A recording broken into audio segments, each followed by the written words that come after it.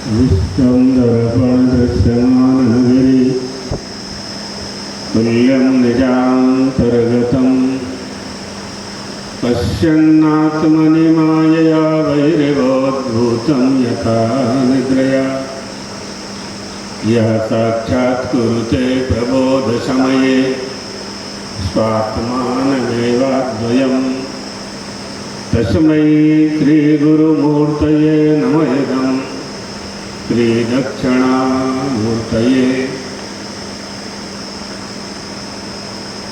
तद्दिव्यमव्ययं धाम सारस्वतीमुपास्महे यत्प्रसादात् प्रलीयन्ते मोहान्धस्तमसच्छटा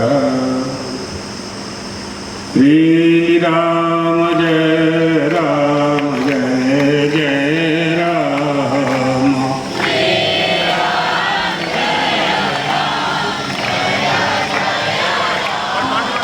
श्रीराम जय राम जय जय राम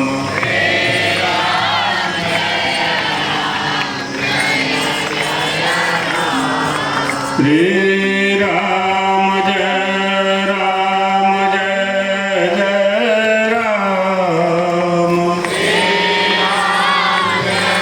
श्रीराम जय राम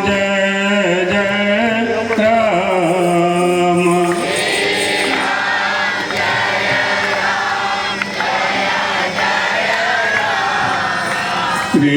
श्रीराम जय राम जय जय राम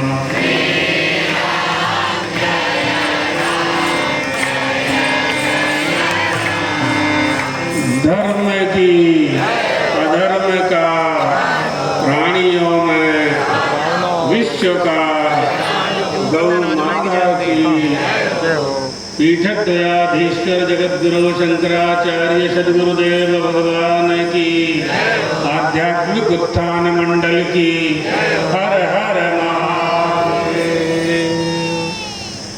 ये आवाज ठीक करो भाई, ईगो ठीक करो। ओ मंच पर विराजमान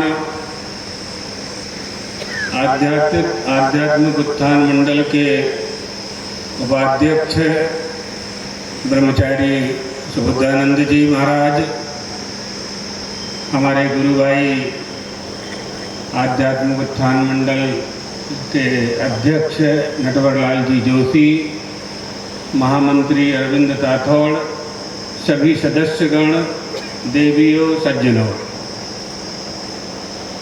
और संन्यास लेने के बाद पहली बार जिनका पदार्पण हुआ है ज्योतिर्मयानंद सरस्वती हो गए हैं। ये पहले इन्होंने आप लोगों ने इनको ब्रह्मचारी के रूप में देखा था, अब इनका संन्यास हो गया है। तो हाँ, तो इनका भी आगमन आज हुआ। आध्यात्मिक उत्थान मंडल वास्तव में एक मनुष्य को सुख की आवश्यकता होती है, सभी को सुख चाहिए, और वह सुख जब उसे साधन संसाधन से प्राप्त नहीं होता तब आध्यात्मिक शक्ति प्राप्त करके सुख प्राप्त करने का उपाय करता है। आध्यात्मिक शक्ति जब तक प्राप्त नहीं होगी तब तक आपके पास कितना भी वैभव हो जाए, कितनी भी संपत्ति हो जाए, जितने भी बल हैं हमारे पास, धन बल, ज्ञान बल, बलाबल, कितने भी बल हैं वो आ जाएं, लेकिन जब तक आध्यात्मिक शक्ति हमारे पास नहीं होगी तब तक हम सुखी नहीं हो सकते। लौकिक सुख और अलौकिक सुख दो तरह के सुखों को यह मनुष्य प्राप्त करता है। लौकिक सुख हम साधनों से, पुरुषार्थ से, धर्म से और अर्थ से प्राप्त कर सकते हैं, लेकिन जो चौथा सुख है, जो अलौकिक सुख है, जिसका नाम मोक्ष है, वो दो ही तरह से प्राप्त हो सकता है, या तो संन्यस्त हो जाने के बाद या अलौकिक आध्यात्मिक शक्ति प्राप्त हो जाने के बाद। दो ही उपाय हैं। हमारे सद्गुरुदेव भगवान ने ज्योतिष पीठाधीश्वर और द्वारका शारदा पीठाधीश्वर, जो आप सबके सद्गुरुदेव भगवान हैं, उन्होंने जब ये देखा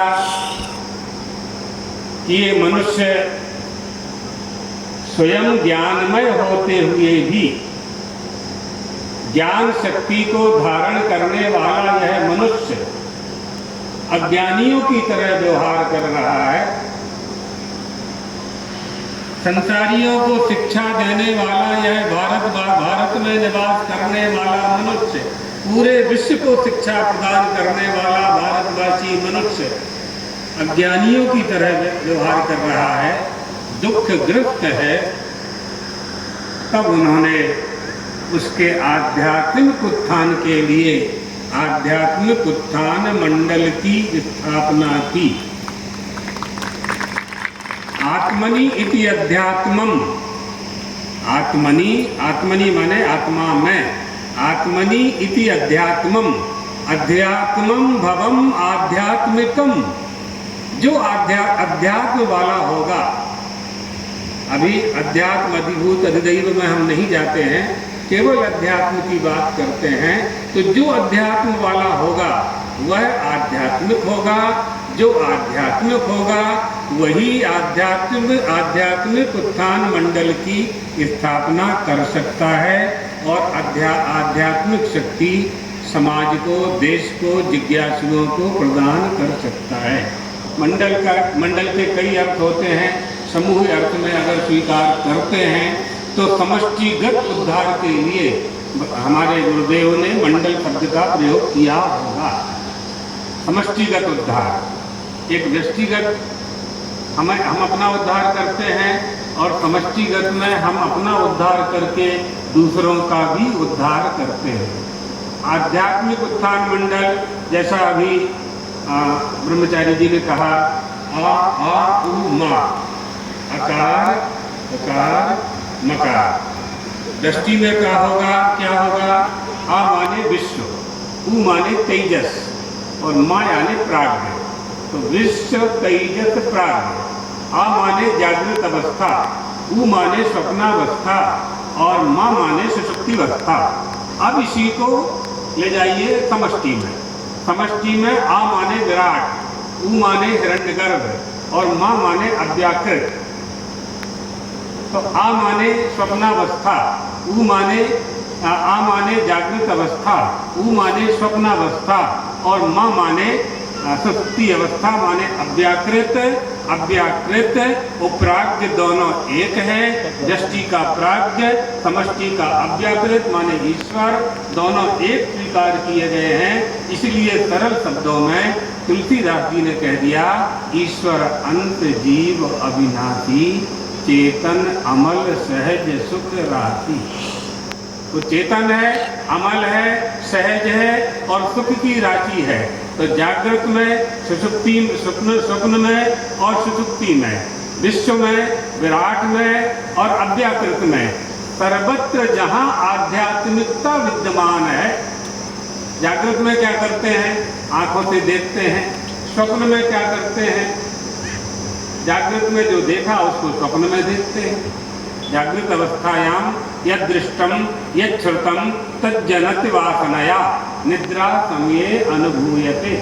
जागृत में हमने जो देखा, जागृत में जो किया, जागृत में जो खाया, जागृत में जो भोजन कराया, जागृत में जो बातचीत की, वही हमने स्वप्न में देखा। और जब स्वप्न में गाढ़ी नींद आ जाती है तो फिर हम सुषुप्ति में चले जाते हैं। अहम सुखम अस्वाप्सम, हम सुख से ऐसे सोए हमें कुछ पता ही नहीं चला। उस अवस्था का नाम सुषुप्ति अवस्था है। इन तीनों अवस्थाओं से ऊपर उठाने के लिए आध्यात्मिक उत्थान मंडल की स्थापना की गई है। अर्थात आपको तुरीयातीत होना है। जागृत से, स्वप्न से, सुषुप्ति से ऊपर उठ जाना है। जिस तरह से स्वप्नावस्था में हमने जो कुछ देखा वो सवेरे हमें कुछ मिलता नहीं है, रहता नहीं है हमारे पास, इसी तरह से जागृत अवस्था में भी जो हम देख रहे हैं, जिसका हम भोग कर रहे हैं, वो भी नहीं रहता है, वो भी विनश्वर ही है, वह त्याज्य ही होता है, वह नष्ट ही होता है, क्योंकि यह सिद्धांत है यज्जन्यम तन्नश्यम, जो पैदा होगा वो नष्ट होगा। कौन नष्ट नहीं होगा? आध्यात्मिक शक्ति कभी नष्ट होने वाली नहीं है। उस आध्यात्मिक शक्ति के माध्यम से ही हम आत्मदर्शन सिद्ध करते हैं। उस आत्मदर्शन को प्राप्त करने के लिए ही परमात्मा ने हमें 84 लाख शरीरों में से निकाल करके मनुष्य की देह प्रदान की है। जिस अमृतत्व को प्राप्त करने का मनुष्य प्रयास करता है, उसका सम्यक प्रतिपादन भगवत पादाद्य शंकराचार्य जी ने अपने ग्रंथों में, अपने भाष्यों में किया। उन्हीं शंकराचार्य, भगवत पादाद्य शंकराचार्य जी की परंपरा में हमारे पीठद्वयाधीश्वर जगत गुरु शंकराचार्य जी महाराज ज्योतिष पीठ के शंकराचार्य और द्वारका शारदा पीठ के शंकराचार्य हुए, और उन्होंने वही आध्यात्मिकता का प्रचार प्रसार किया जो मनुष्य के जीवन में उसके लिए आवश्यक होता है, आवश्यक होता है। तो आध्यात्मिक उत्थान मंडल का आज अधिवेशन यानी स्थापना दिवस हम स्मरण कर रहे हैं। हम अपने गुरुदेव का भी स्मरण कर रहे हैं। और आज अक्षय तृतीया है।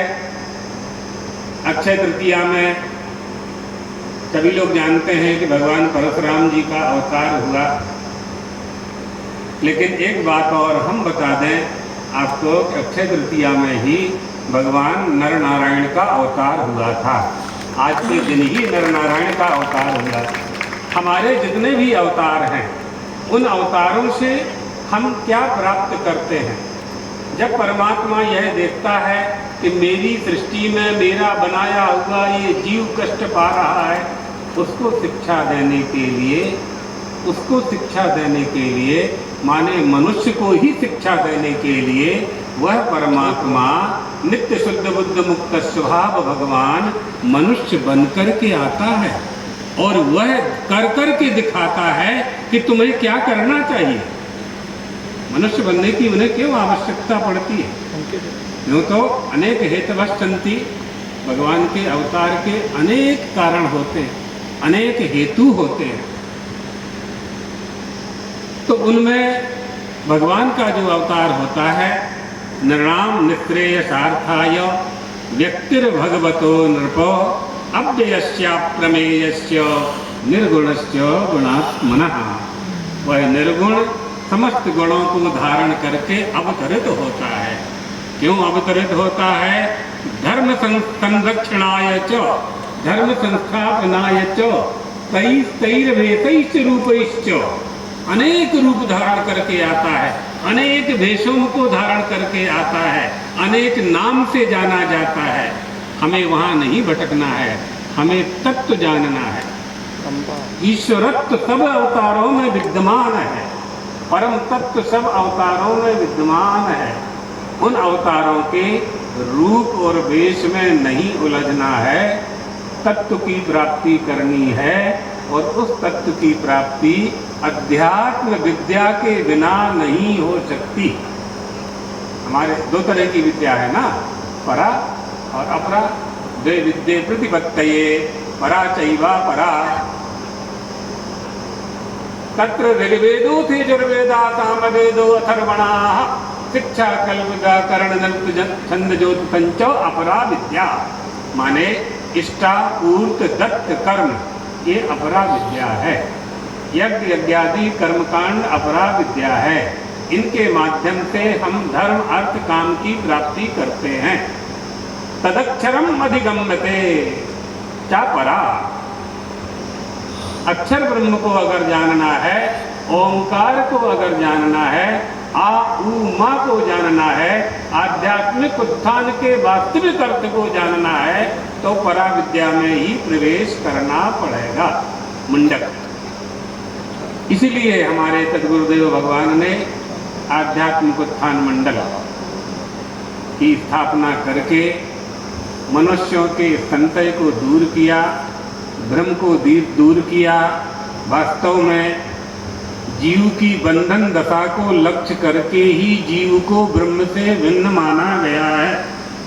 जीव और ब्रह्म का भेद उपाधिगत है, स्वरूपगत नहीं है। यही परा विद्या है, यही अध्यात्म विद्या है। इसे समझना चाहिए। हम कब ब्रह्म में पढ़ते हैं? जब हम रस्सी को सांप समझ लेते हैं, रज्जू को सर्प मान लेते हैं। अगर हम रस्सी को रस्सी माने तो सांप का भ्रम होगा ही नहीं। हम पूरे जगत को ब्रह्ममय देखें तो हमें कोई भ्रम होगा ही नहीं।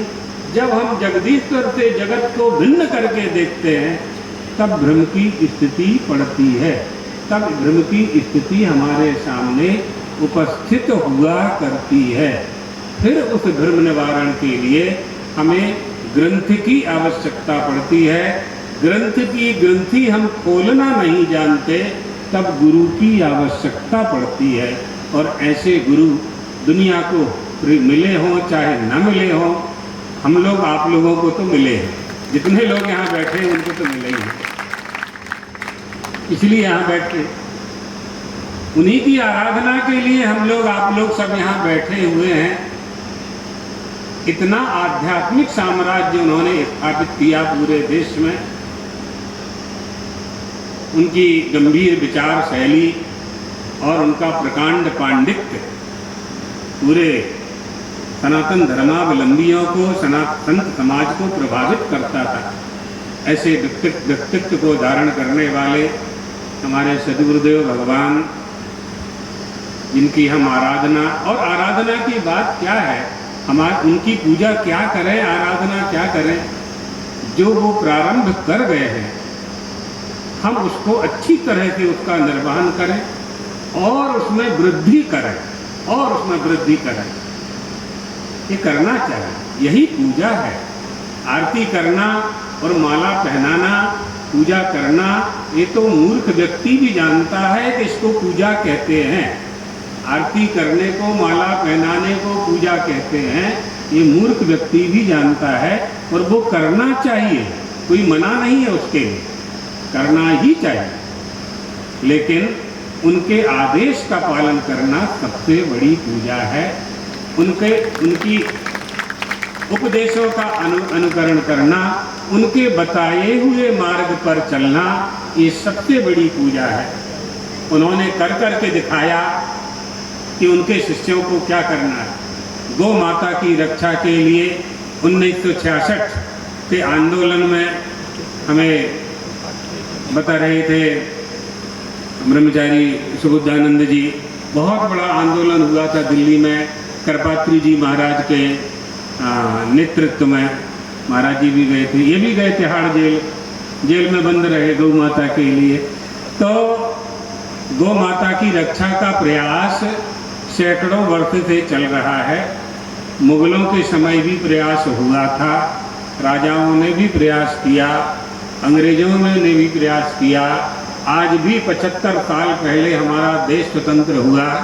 हमारे देश ने खूब विकास किया, विकास दिखाई भी पड़ रहा है। लेकिन गौ हत्या पर बंद करने वाला काम आज तक कोई सरकार नहीं कर पाई, जो करना चाहिए, जो मुख्यतया करना चाहिए।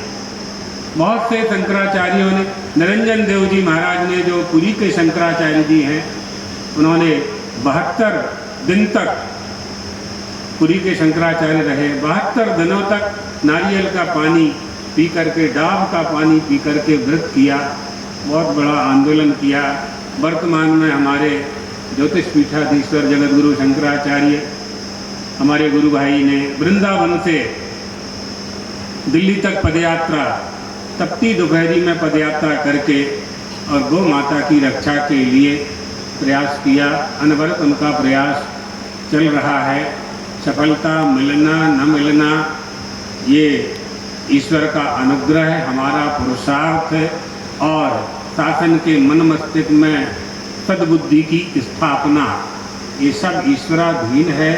हमें अपना प्रयास करना चाहिए और उस प्रयास में एक काम हम यह भी कर सकते हैं कि हम स्वयं भी गो पालन करें।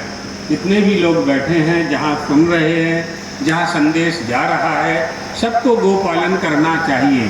कोई कुछ करे, हमें अपना धर्म त्याग नहीं करना है। लोग कहते हैं धर्मो रक्षति रक्षता, धर्म हमारी रक्षा करेगा कि हम धर्म की रक्षा करेंगे? धर्म हमारी रक्षा करेगा कि हम धर्म की रक्षा करेंगे? लोग कहते हैं धर्मो रक्षति रक्षता, धर्म एव हतो हन्ति धर्मो रक्षति रक्षतः, तस्मात् धर्मो, इस कारण से मैं धर्म त्याग नहीं कर सकता। तो धर्म त्याग न करना और धर्म की रक्षा का तात्पर्य क्या है इस मंत्र में? कि हमें धर्म का पालन करना चाहिए। धर्म का पालन करना ही धर्म की रक्षा है। यही कर सकते हैं। कहाँ कहाँ आप डंडा लेकर खड़े होंगे? विधर्मियों से अधर्मियों से युद्ध करने के लिए आप कहाँ कहाँ उपस्थित रहेंगे? सर्वत्र सभी लोग उपस्थित नहीं रह सकते हैं। इतनी पुलिस का निर्माण भी नहीं किया जा सकता है कि हर व्यक्ति धर्म अधर्म कर रहा है तो उसका निरीक्षण करते रहें, संभव नहीं है। धर्म का पालन ही एकमात्र उपाय है। हम अपराधों से मुक्ति पा सकते हैं, व्यभिचार से मुक्ति पा सकते हैं, असत्य से मुक्ति पा सकते हैं, झूठ बोलने से मुक्ति पा सकते हैं, केवल धर्म का पालन करने मात्र